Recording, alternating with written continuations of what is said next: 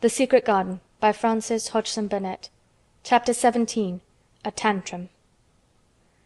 She had got up very early in the morning and had worked hard in the garden, and she was tired and sleepy, so as soon as Martha had brought her supper and she had eaten it, she was glad to go to bed. As she laid her head on the pillow she murmured to herself, "I'll go out before breakfast and work with Dickon, and then afterward I believe I'll go to see him." She thought it was the middle of the night when she was awakened by such dreadful sounds that she jumped out of bed in an instant. What was it? What was it? The next minute she felt quite sure she knew. Doors were opened and shut, and there were hurrying feet in the corridors, and someone was crying and screaming at the same time, screaming and crying in a horrible way. "It's Colin," she said. "He's having one of those tantrums the nurse called hysterics. How awful it sounds!" As she listened to the sobbing screams, she did not wonder that people were so frightened that they gave him his own way in everything rather than hear them. She put her hands over her ears and felt sick and shivering. "I don't know what to do. I don't know what to do," she kept saying. "I can't bear it." Once she wondered if he would stop if she dared go to him, and then she remembered how he had driven her out of the room, and thought that perhaps the sight of her might make him worse. Even when she pressed her hands more tightly over her ears, she could not keep the awful sounds out. She hated them so, and was so terrified by them, that suddenly they began to make her angry, and she felt as if she should like to fly into a tantrum herself and frighten him as he was frightening her. She was not used to anyone's tempers but her own. She took her hands from her ears and sprang up and stamped her foot. "He ought to be stopped! Somebody ought to make him stop! Somebody ought to beat him!" she cried out. Just then she heard feet almost running down the corridor, and her door opened and the nurse came in. She was not laughing now by any means. She even looked rather pale. "He's worked himself into hysterics," she said in a great hurry. "He'll do himself harm. No one can do anything with him. You come and try like a good child. He likes you." "He turned me out of the room this morning," said Mary, stamping her foot with excitement. The stamp rather pleased the nurse. The truth was that she had been afraid she might find Mary crying and hiding her head under the bedclothes. "That's right," she said. "You're in the right humor. You go and scold him. Give him something new to think of. Do go, child, as quick as ever you can." It was not until afterward that Mary realized that the thing had been funny as well as dreadful.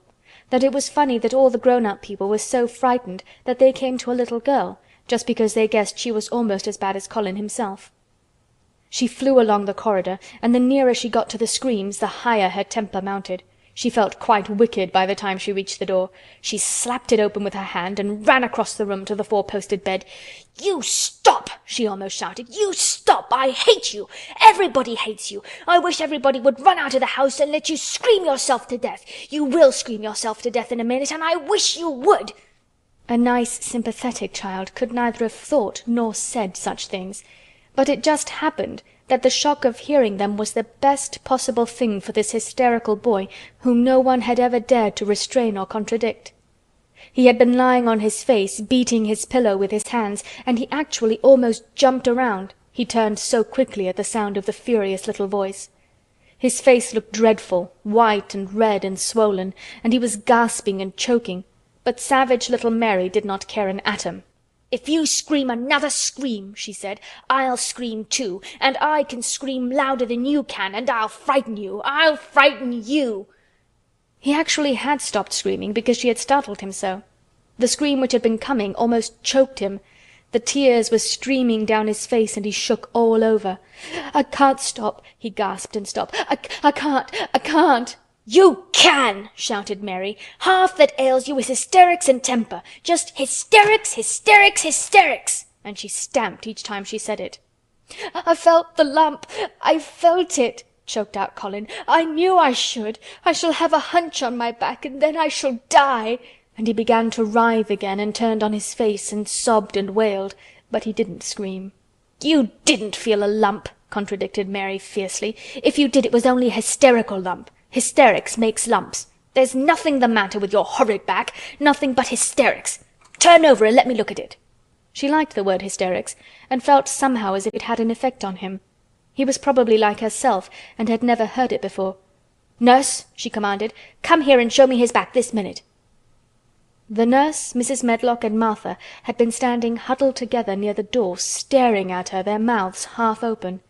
All three had gasped with fright more than once.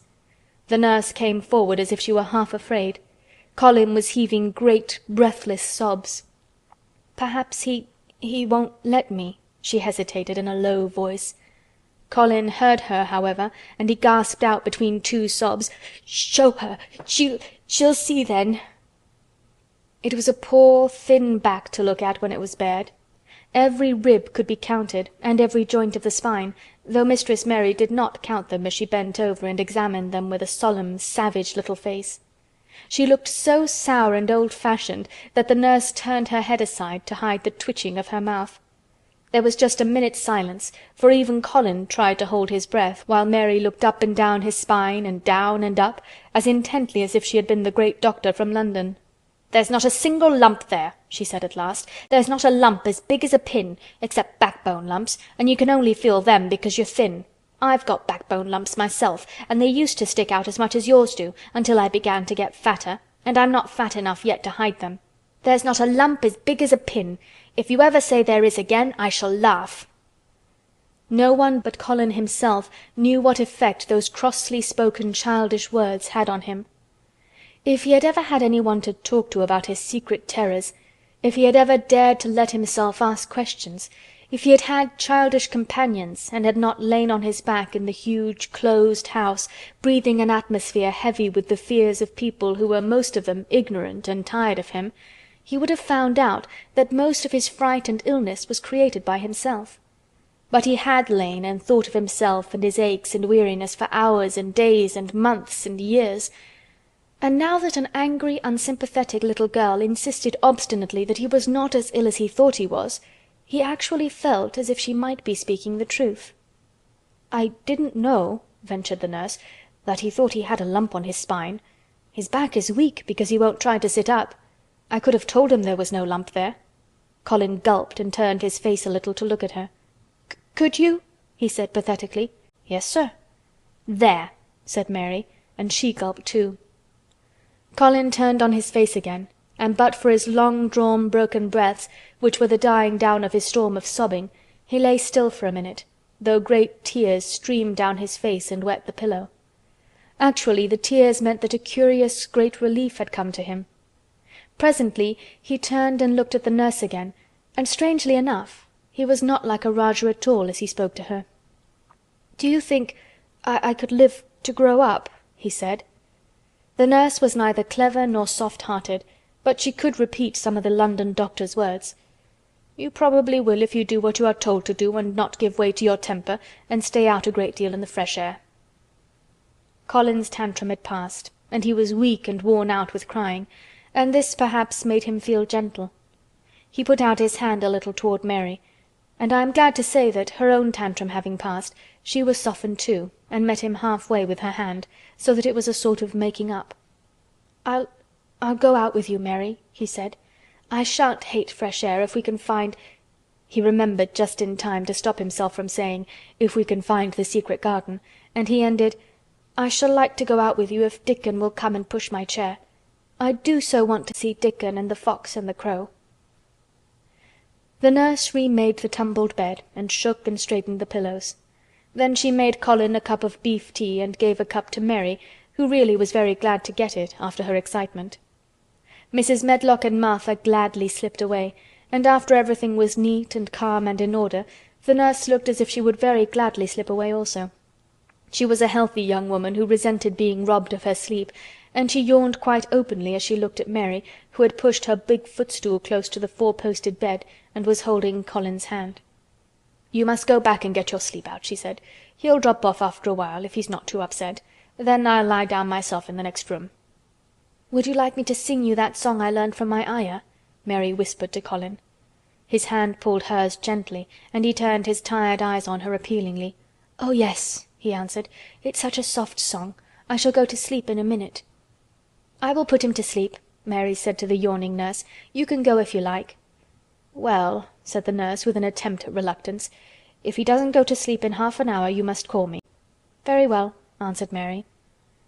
The nurse was out of the room in a minute, and as soon as she was gone Colin pulled Mary's hand again.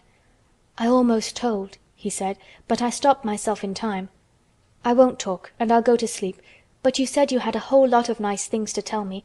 Do you think you have found out anything at all about the way into the secret garden?" Mary looked at his poor little tired face and swollen eyes, and her heart relented. "Yes," she answered, "I think I have. And if you will go to sleep, I will tell you tomorrow." His hand quite trembled. "Oh, Mary," he said, "oh, Mary, if I could get into it, I think I should live to grow up. Do you suppose that instead of singing the Ayah song, you could just tell me softly as you did that first day what you imagine it looks like inside?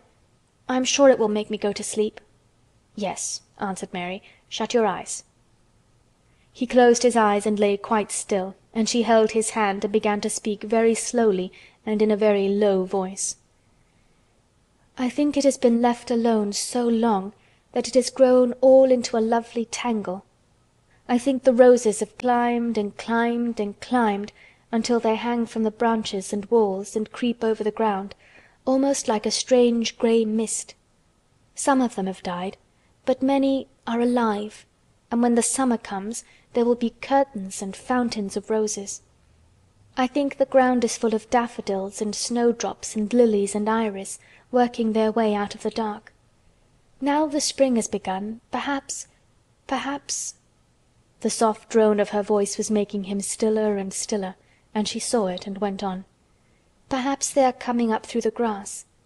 Perhaps there are clusters of purple crocuses and gold ones even now.